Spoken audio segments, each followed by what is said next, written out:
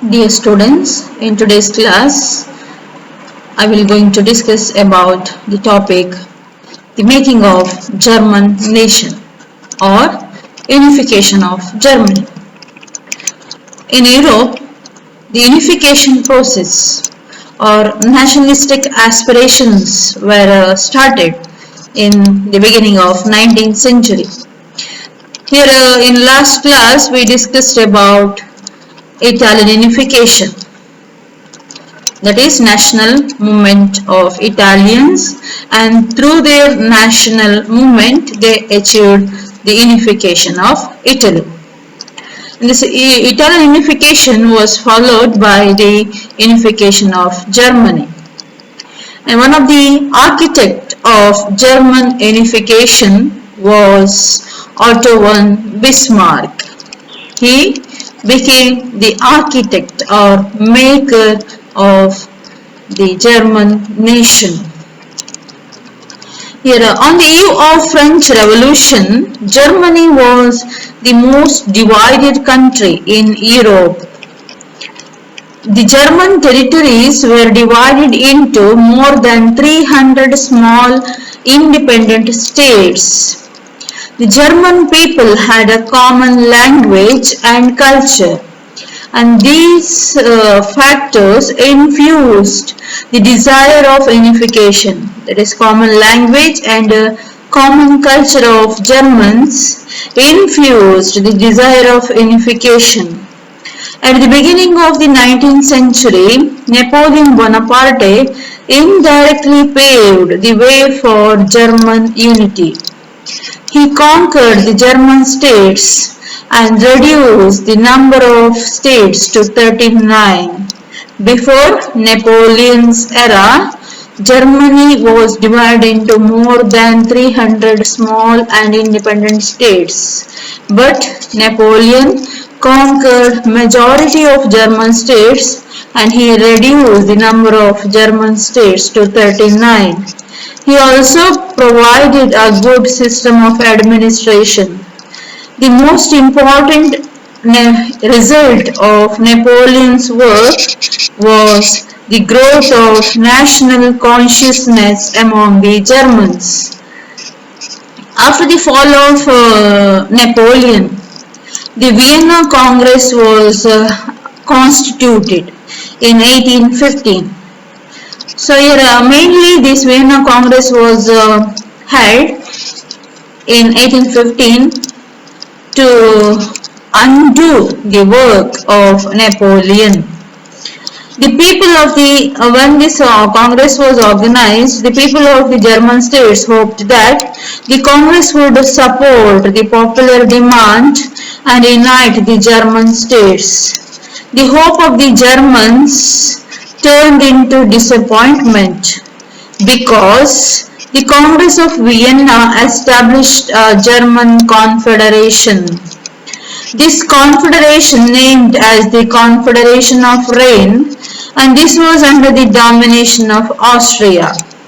A confederation for Germans was established, but that confederation was dominated by the Austria. Austria followed a reactionary policy towards Germany and suppressed all attempts of unification to retain its hold on the German states. Among the German states, Prussia was the strongest and largest state, that is the strongest and also largest German state, that is in the Confederation of Rhine. It worked for an economic union of the German states. In 1833, an agreement had been reached by the King of Prussia with other German states known as Zollverein. That is the economic agreement. The customs union called Zollverein was formed in 1834 according to the agreement which was signed by the Prussian king in 1834. A customs union was formed and that was named as Zollverein. Zollverein allowed free trade. reduced the protectionist barriers, and improved the transportation of raw materials and finished goods among the German states. Except Austria, all the German states joined the Zollverein. Zollverein supported free trade and movement of raw materials and finished goods in all German states.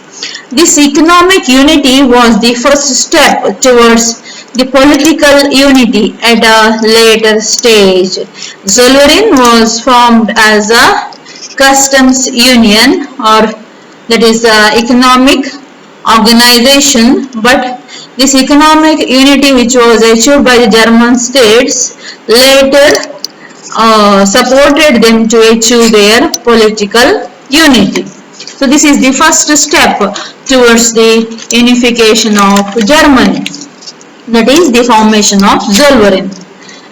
Then after this, the work of unification of Germany was completed by Otto von Bismarck.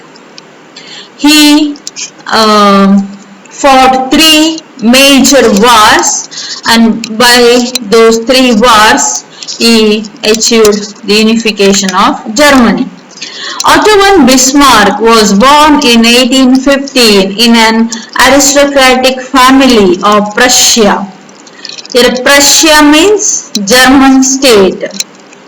He was well-educated German. He was appointed as the Prussian ambassador to Russia and France. Thus he gained first-hand knowledge and experience about the European politics. In 1862, he was appointed as Chancellor of Prussia by William I.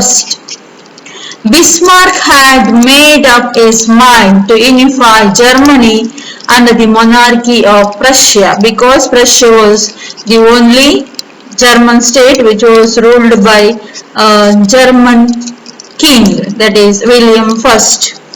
He believed that Prussia alone had the ability to lead the German states in the process of unification.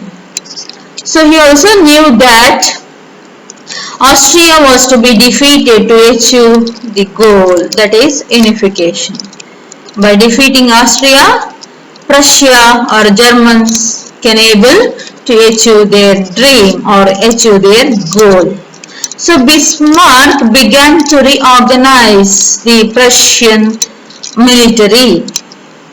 Very soon the Prussian army was among the best in Europe. Because of the works of Bismarck, Prussian army became one of the strong in Europe.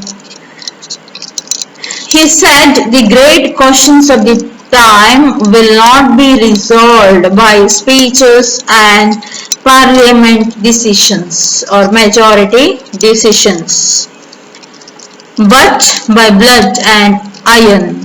Bismarck believed in the aggressive policy, that is blood and iron policy, and this policy of Bismarck became popular as blood and iron policy of Bismarck. Here blood and iron policy means that is war. By waging wars, unification is possible, that is according to Bismarck.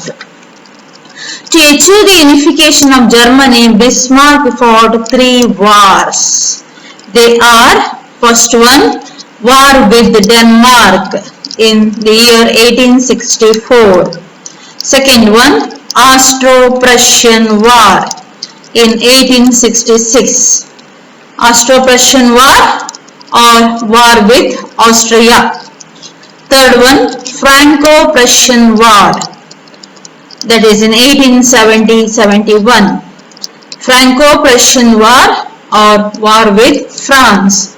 So these are the three major wars fought by Bismarck by adopting the blood and iron policy in order to achieve the unification of Germany. First one, war with Denmark. This war was fought in the year 1864.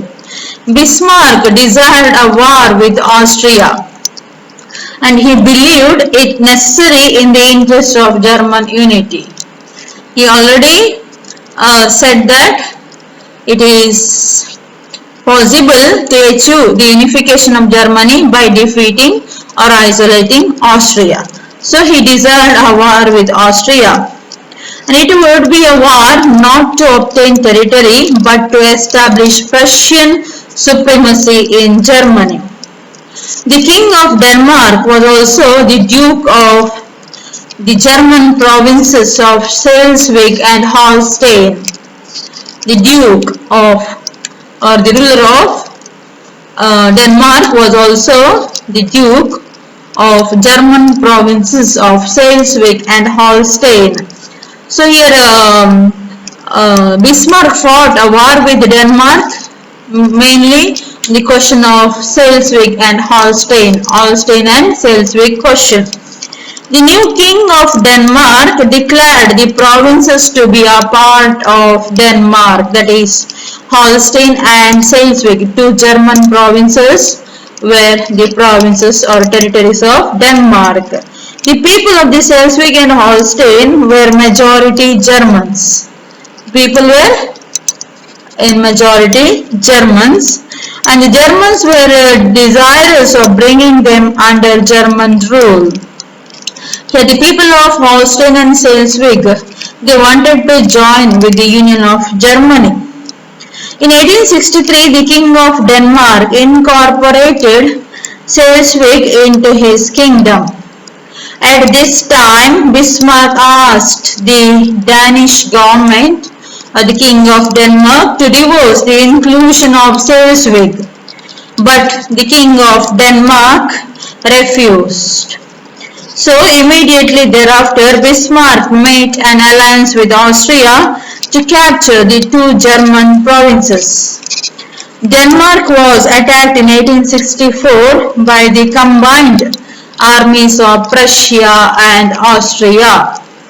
Though the Denmark fought desperately, they were defeated. The peace treaty of Vienna was signed in October 1864. And later on, Prussia and Austria agreed to respectively administer Schleswig and Holstein. So this is about the war with Denmark. And remaining two wars, that is Austro-Prussian War and Franco-Prussian War, I will going to discuss in the next class. Thank you, students.